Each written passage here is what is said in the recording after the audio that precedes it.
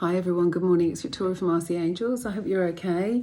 It is, what day is it? Thursday, July the 9th. I hope all is well with you. I'm still in my yoga clothes. I've shown up for myself twice to yoga this week, and I did last week. It's amazing. I'm really proud of myself because it's something that I know I need to do, and I've struggled to give myself the self-care and love to do it, but I need the grounding and the support I get from it. So and I'm really grateful. I love the teacher that does the online Zoom classes. So I'm going to go and have a shower in a minute.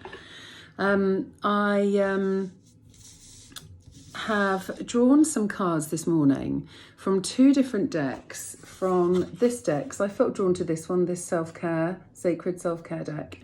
And the other deck is this gorgeous Tosha Silver one, was the Wild Offering. So I've drawn from that. And I also have been guided to pick an animal from my Animal Spirit Guidebook as well. And so it's interesting. So I'll share with you what I got. So the first card, which is an interesting one, isn't it, is Drink Tea. Number 21, Drink Tea. So this is the Self-Care Oracle, Sacred Self-Care Oracle. And this talks about drinking tea.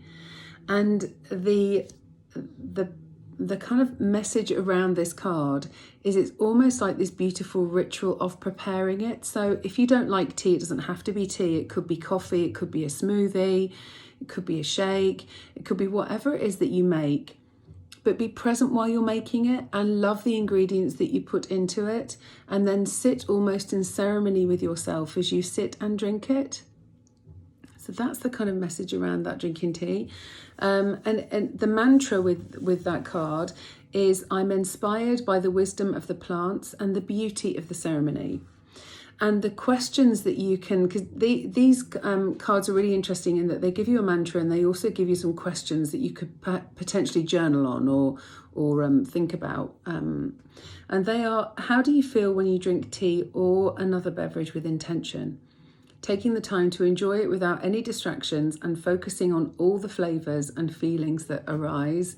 So as well as the beauty of the ceremony, it's also about mindfulness, isn't it? And being present and setting the intention of how that's going to help, along with some self-care and support and some time for you on your own. Second card is interesting. It's this one. It's Spend Time with Animals.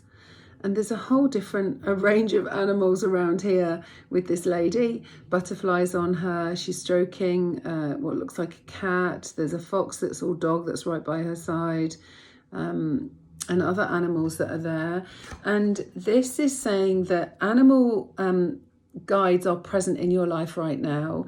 And the mantra is, animal guides are present in my life, providing protection, sharing wisdom, pointing me in the right direction, and teaching me the ways of unconditional love. So whether you have an animal yourself, maybe pay more attention to that animal, because there are no coincidences with the animals that we have around us. Diana Cooper always says that the animals choose us, not we choose it, and they come for a reason to help and support us. There might be some kind of spiritual connection with an animal. I get animals a lot. Ever since I've been Reiki attuned, I get animals when I do Reiki. I also get kind of spirit animals that come too. So if that happens and you get a sense of an animal, whether it's a physical animal that you see, so maybe you see a frog, maybe you see a ladybird, maybe you see a butterfly, maybe you see an owl, what does that mean? What does it mean for you? Or maybe you get a sense of that if you're sitting, doing any journaling, writing, meditating, supporting other people with healing remotely. If you get an animal, what is that animal and what does that animal mean as well? So keep an eye out for those and what the messages are that come along with that. And the writing or journal prompt with this is, what is your fondest memory of connecting with an animal and why? So animals are about that unconditional love that we can kind of bring into ourselves, but they also carry messages, especially our spirit guides, ones that come for us and ones that come as messages for other people too. That's a nice card, isn't it? And then the one from Tosha Silver's deck, love this, it's Abundance. Look at I love these cards with Ganesh on the back. Huge fan of Ganesh. Those of you that follow me will know. And what's written on this card says, "Divine Beloved, please show me how to feel fully deserving to receive. I release my ego's plan and open to being a vehicle for abundance." So this is about almost getting out of the way of what you think you should have, how you think it should be, worrying about things being this way, that way. Maybe if you're still like me in this space of still can't do healing face to face with people, maybe abundance can be brought to you in another way. So it's about really releasing and surrendering that to the divine and saying, I'm willing to receive whatever it is that's meant to be for me. I am deserving of abundance. Rather than being that fearful way, then we can attract those things that come into our life. And it might not be abundance in a monetary form. It might be as a person or a support, or maybe a gift that you're given by somebody, a physical or a kind of virtual gift in guidance or support, or a payback or an exchange of energy or some kind of way. But it's saying, show me how to be fully deserving to receive. I release my ego's plan and I become open to being a vehicle of abundance. And then I flipped through this book and chose an animal, and I was going through it thinking, I wonder what animal's going to come. Is it going to be a fox? Is it going to be a dog? Is it going to be a snake? And it went bingo on dragon, which is interesting because I work with dragons in healing, and as much as they're obviously spiritual beings, they're really great at helping to cut through that lower energetic stuff, that ego stuff, that fearful stuff, helping to kind of clear the path and clear the way with their amazing breath and fire, if you imagine. Very mythical, but also incredibly powerful.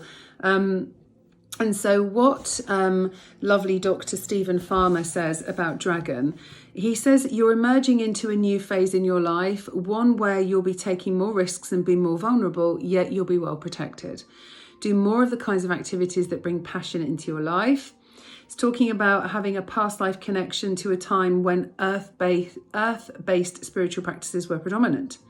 And it's also affirming you're entering into a period of considerable prosperity.